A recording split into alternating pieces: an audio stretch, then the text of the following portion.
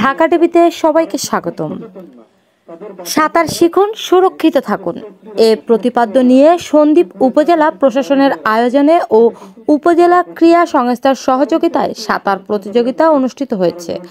5 October শনিবার সকাল 11টায় উপজেলা পরিষদের কম্পাউন্ড পুকুরে এই সাঁতার প্রতিযোগিতার আয়োজন করে। পুরস্কার বিতরণী অনুষ্ঠানে প্রধান অতিথির বক্তব্যে সদর ইউএনও রিগান চাকমা বলেন, সুস্থ দেহ সুন্দর মন, ক্রিয়াই শক্তি, ক্রিয়াই বল।